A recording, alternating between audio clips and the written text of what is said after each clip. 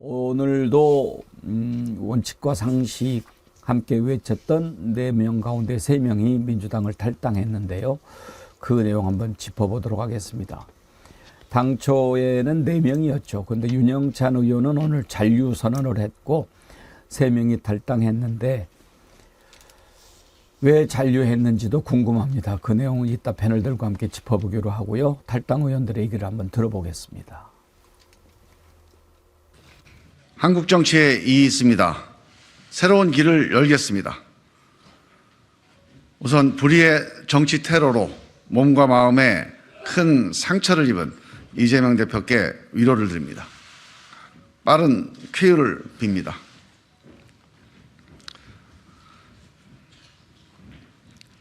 왜 이 길을 가는가? 우리는 오늘 민주당을 떠나 더 큰 민심의 바다에 몸을 던집니다. 한국 정치에 이익이 있습니다. 이게 정치입니까? 이것이 어찌 정치입니까? 이의가 있으면 반대 토론을 해야 합니다. 토론과 설득이 없는 정치가 어디 있습니까?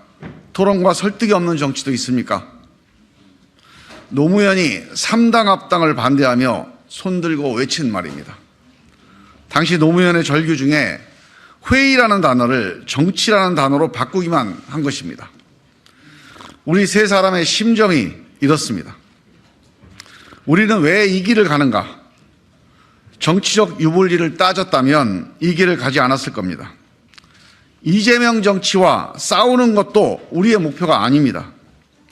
우리가 이 길을 가겠다고 결심한 가장 근본적인 이유는 양심 때문입니다. 이 비정상 정치에 숨죽이며 그냥 끌려가는 건 더 이상 못하겠습니다. 기득권 정치에 대한 불신은 이미 임계점을 넘었습니다. 기성정당 내부의 혁신 동력은 소멸했습니다. 전체주의적 기득권 양당제로는 변화된 한국 사회와 시민의식을 담아내는 것이 불가능합니다. 이제는 다당제 민주주의로 가야 합니다. 기득권 양당만으로는 누가 집권해도 누가 다수파가 돼도 독주와 묻지마 반대의 악순환에서 벗어날 수 없습니다. 진영 논리를 뛰어넘어서 시시비비를 가릴 새로운 정치 세력이 반드시 필요합니다. 김유정 의원 오늘 아까 들어오기 전에 잠깐 봤는데 네. 김종민, 이원욱, 조응천 의원 이 3명이 탈당선을 하면서 원고를 이렇게 쭉 길게 써서 나눠서 읽는 형식으로 그렇게 준비를 했더군요. 네. 탈당의 변을. 예. 그래서 저도 다 보지는 못했는데요. 계속 이제 김종민 의원 대목만 저도 보게 됐었는데 원래 4명이었는데 한 명은 또 윤영찬 의원은 함께 하지 않나 봐요. 좀 이따가 왜 그랬는지 한번 예, 짚어봅시다. 그래서 사실 한참 전부터 그 연말에도 이분들이 했던 이야기는 그거였잖아요. 우리는 일단 행동을 같이 하기로, 행동 통일하기로 결론을 내렸다. 그게 그 선택이 무엇이건 간에 이제 이런 얘기가 나왔었는데 오늘은 또 보니까 이제 3사람만 이렇게 탈당하기로 결론을 내렸다고 해요.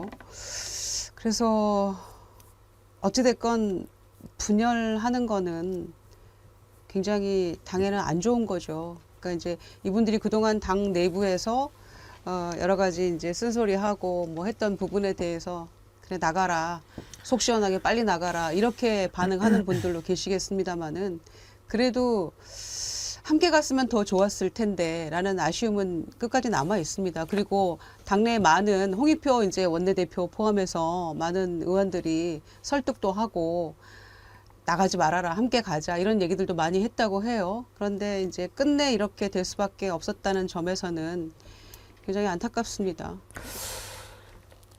이번에 이제 4사람 중에 3사람이 탈당을 했는데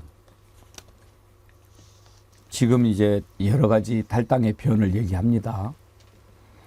다 뭐 좋은 소리들이 많이 있습니다. 정치가 이래서는 안 된다.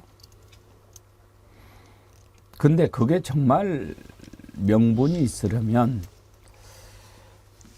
처음과 끝이 같아야 합니다. 근데 어떤 일이 있었습니까? 사진 한번 보여주시겠습니까? 이재명 대표와 정성호 의원 간에 주고받았던 문자가 공개가 됐는데요. 이걸 먼저 보여드리는 이유가 혹시 이것은 상관이 없을까 하는 겁니다. 이제 정성호 의원이 국회에서 이재명 대표와 문자를 주고받는 모습이 찍힌 겁니다. 국회의원들 저런 모습 자주 찍히죠. 요즘에 카메라가 워낙 성능이 좋으니까요.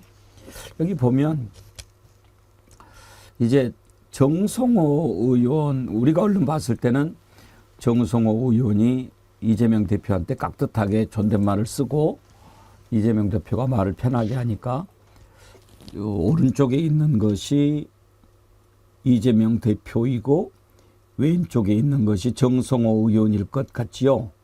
근데 그건 아니죠. 지금 현근택은 어느 정도로 할까요? 이게 이재명 대표가 질문한 거죠. 네. 그리고 당직 자격 정지는 돼야 하지 않을까? 공관위 컷오프 대상. 이게 이제 정성호 의원 답변입니다. 왜 이런가? 정성호 의원이 나이가 훨씬 많죠. 많죠. 예, 이재명 대표하고 3살 차인가 아마 예, 그렇습니다. 고시는 동기인데 그리고 선수도 많고요. 예, 나이가 더 많아요. 네. 그러니까 이제 사석에서는 거의 형 같은 거예요. 우리가 그런 내용을 잘 모르면 사진 한번 다시 보여주세요. 그런 내용을 잘 모르면 위에 어느 정도로 할까요가 정성호 의원이고 그 다음이 이재명 대표일 것 같은데 반대입니다. 그거 잘 아시고요. 그리고 나서 이제 그렇게 정도는 해야 되지 않을까 했는데 그 다음에 뭐라고 나옵니까? 너무 심한 것 아닐까요? 이게 이제 이재명 대표가 물어보는 겁니다.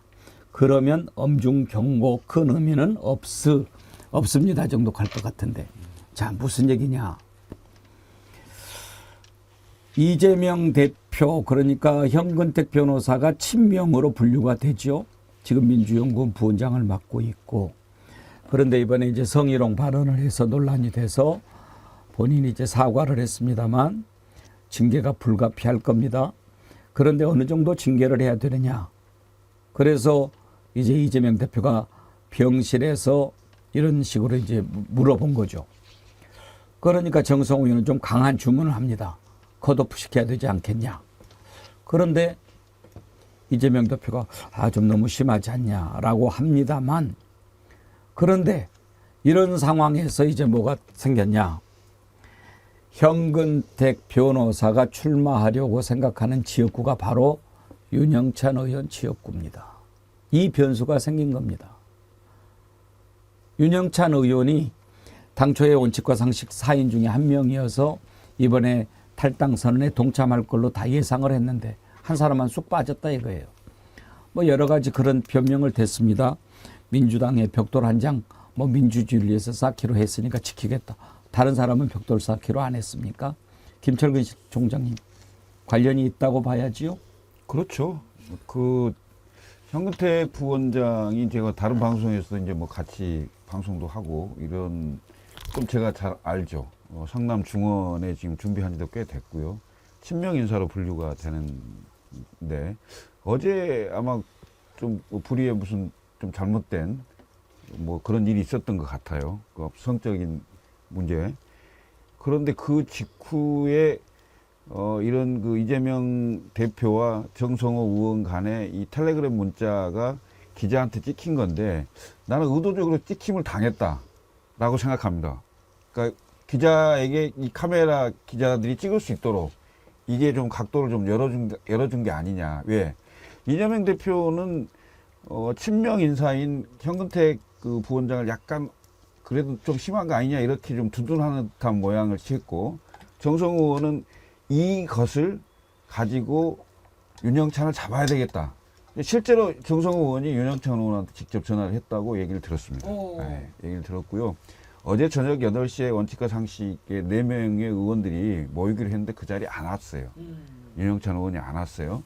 안 오면서 어제 저녁에 뭐 엄청난 고성이 오가고 뭐 했다고 얘기를 들었어요. 전에 들었는데 어제 이미 상황이 윤영찬은 잔류 쪽으로 흐름이 잡힌 게 아닌가 이런 생각이 드는데 결국 그 결정적인 건 지역구 내의 친명 인사였던 현근택 부원장이 사실상 총선 출마가 쉽지 않은 이런 상황으로 되면서 결국 공천 경쟁에서 뭐 유리한 상황이 되겠다 이런 판단이 서지 않았을까 이렇게 생각됩니다. 그러면 원칙과 상식이 결국은 공천 못 받으니까 나가려고 했다는 것, 그거 외에 뭐가 됩니까? 그걸 스스로 실토하는 꼴이라고 할까요?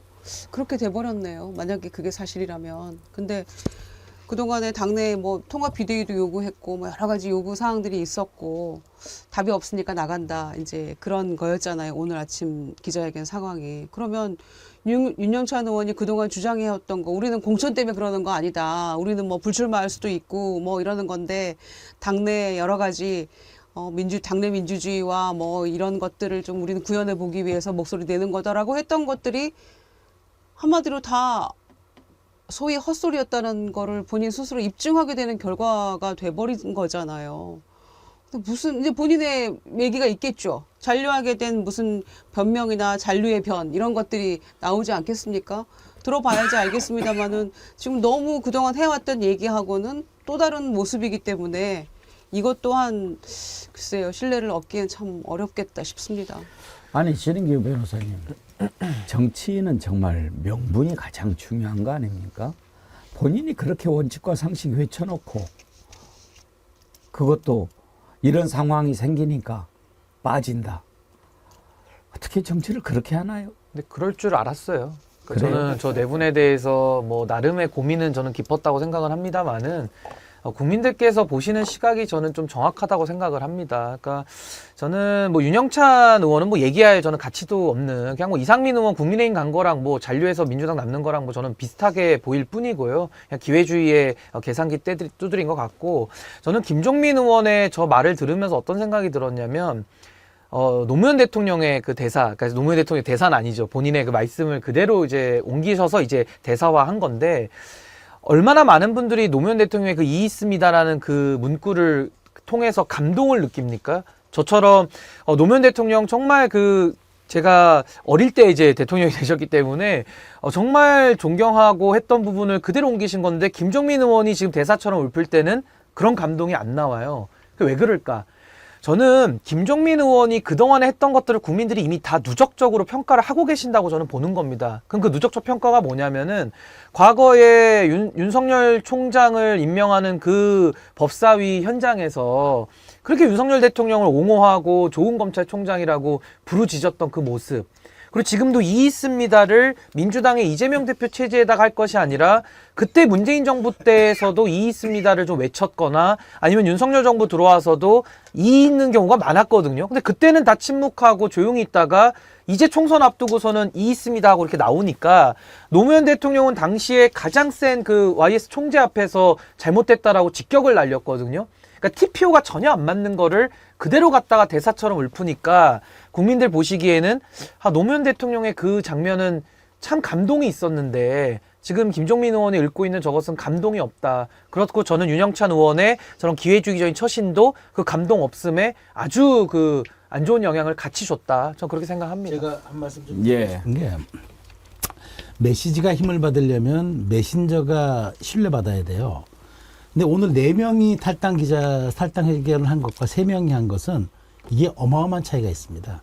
쉽게 말해서 이 4명의 원칙과 상식은 공천에 대한 자기 안위로 비춰질 수 있다라는 아주 가장 나쁜 이제 신호를 준 거예요. 그런 측면에서 윤영찬 의원, 그러니까 참 이게 공교롭게 현근택 그 변호사의 그 타이밍이 공교로웠다는 생각은 들지만 그럼에도 불구하고 원칙과 상식이 그동안 부르짖었던 그런 많은 메시지들이 지금 굉장히 형해화되고 무력화되고 있다라는 말씀을 드리지 않을 수 없고 제3지대가 열렸습니다만은 이제 이준석 신당, 이낙연 신당 여러 가지 있습니다만은 원칙과 상식이 나름 주목을 받을 수 있는 사람들은 현역이라는 입지 때문이었어요.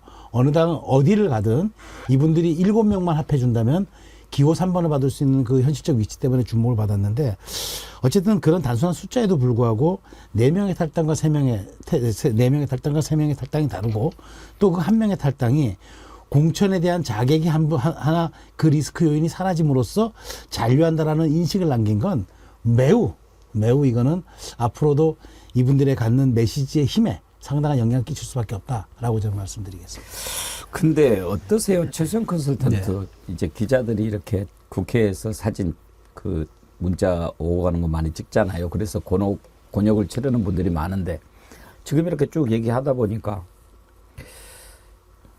이거 약간 의도적인 것도 글쎄요, 같아요. 예. 저도 처음에는 그 생각을 못했는데 예.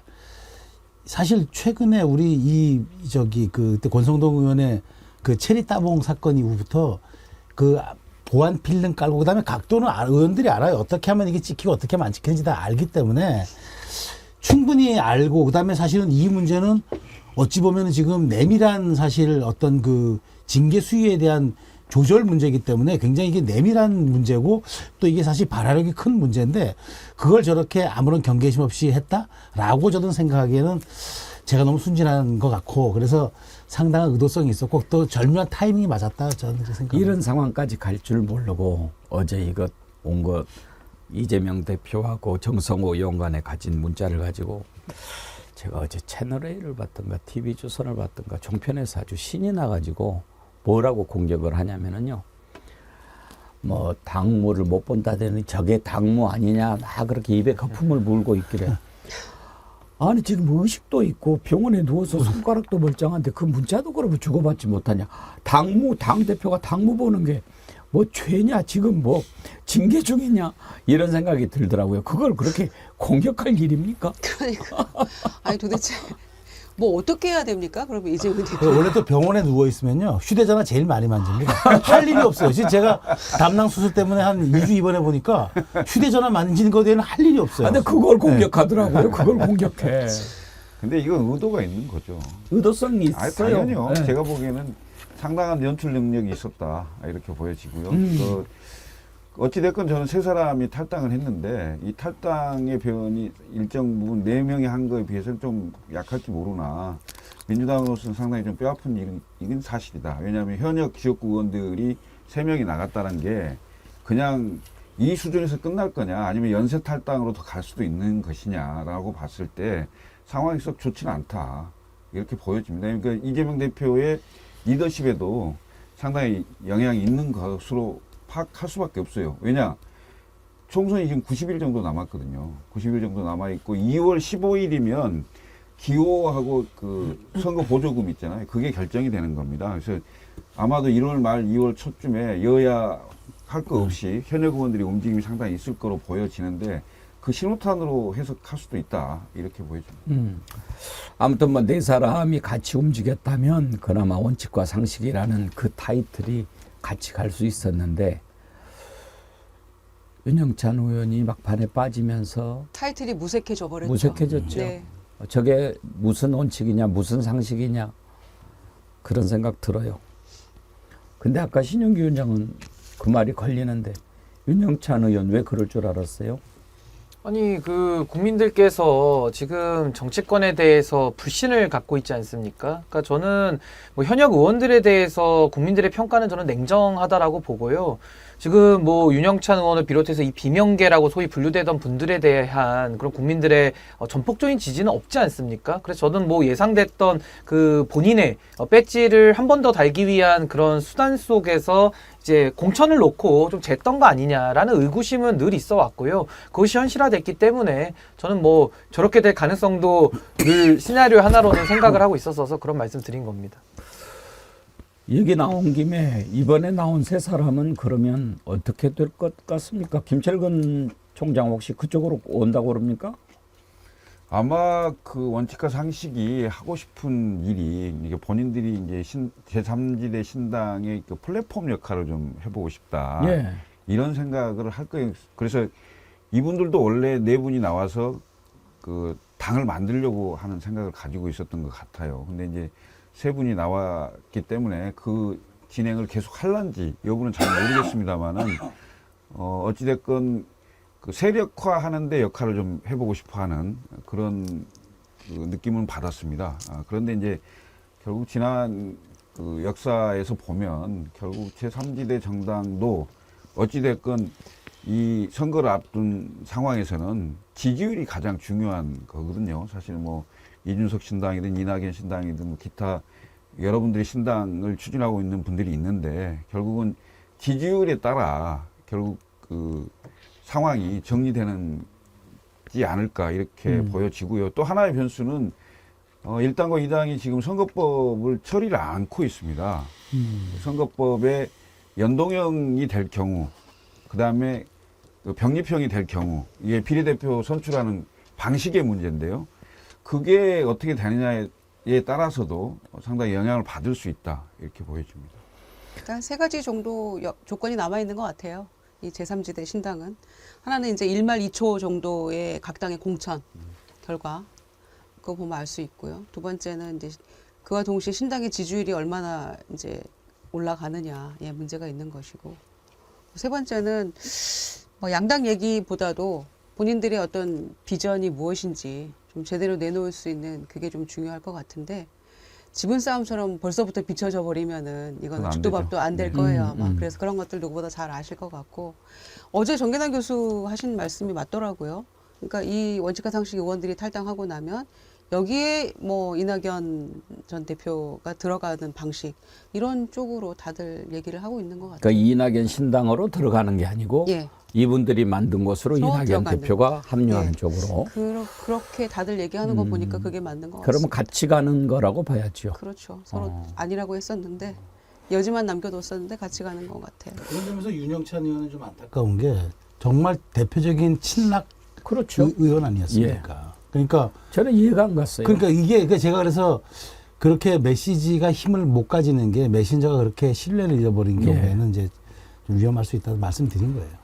우리가 그냥 상식적으로 생각해 봤을 때 원칙과 상식 얘기하면서 가장 바람을 많이 잡은 사람이 윤영찬 의원 같이 보이지 않았습니까? 예. 사실상 그렇게 스피커 해서 역할을 했죠. 이낙연 신당으로 가자 이럴 것 같은데, 근데 이제 조홍천 의원이라든지 또 이원욱 의원이라든지 이런 분들은 우리가 원칙과 상식을 가지고 가자고 하는 것이지 누가 한 사람 따라가자고 하는 게 아니지 않느냐, 이런 갈등이 있었을 것 같고, 네.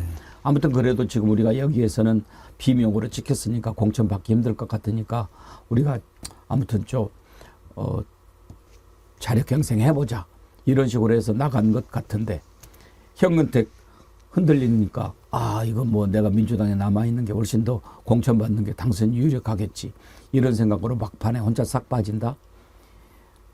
이건 아니죠. 근데 저는 지금 한국 정치에 제가 국민의힘 나올 때 기회주의 비판하면서 나왔는데, 지금 뭐 비명계의 움직임도 이제 탈당을 했으니까 더 지켜볼 부분이기는 합니다만은, 전 이분들도 기회주의로 간다 그러면은 뭐 가망이 없다고 봅니다. 왜냐하면 저는 국민들께서 지금 정치에 대한 높은 불신을 갖고 계시잖아요. 그게 1번 당과 2번 당에 대한 불신인 건데, 그걸 나와서 바꿔보겠다라는 분들이, 그럼 뭐 비명 그 세 분에게도 똑같은 질문이 적용될 수 있는데요. 나와서 지금 무슨 정치 하시려고 하는 거예요? 그러니까 지금 과거에 민주당에 있든 뭐 삼선을 했든 재선을 했든 그동안 꽤 많은 정치권에서 일익을 담당하신 분들이고, 지금 정치가 이렇게 나빠진 데에는 본인들의 기여도 다 있는 거 아닙니까? 그렇다면은 다시 나와서 잘해보겠다? 뭐 책임을 통감하시면은 그냥 정계를 은퇴하시는 게 맞죠, 사실 엄밀히 말하면은. 근데 그것이 아니고 나는 나와가지고 다시 한번 당을 만들고 뭐 플랫폼 당이든 무슨 당이든 뭘 만들어서 어떻게든 끼워 맞춰가지고 뭘 해보겠다. 그 국민들이 신뢰를 보낼 수 있을까요? 저부터도 신당을 하겠다고 나와서 지금 이렇게 지켜봐도 전혀 신뢰가 안 가거든요. 그래서 저는 여기에 대해서 국민들에게 그럼 왜 나와서 또 한 번 당을 만들고 또 배지를 달아가지고 어떻게 정치를 바꿔보겠다라는 것이 설명과 납득이 돼야 되는데, 저부터도 옆에서 봐도 이렇게 납득이 절대 안 되기 때문에 국민들을 납득시키기에는 더 어려울 것이다. 저는 좀 그런 생각이 듭니다. 큰 일을 겪을 때 그 사람의 됨됨이가 다 드러나게 돼 있습니다. 그러니까 어떤 사람인지 우리가 몰랐던 부분들도 어떤 큰 일을 겪으면 저런 사람이었구나 알게 되는 거죠.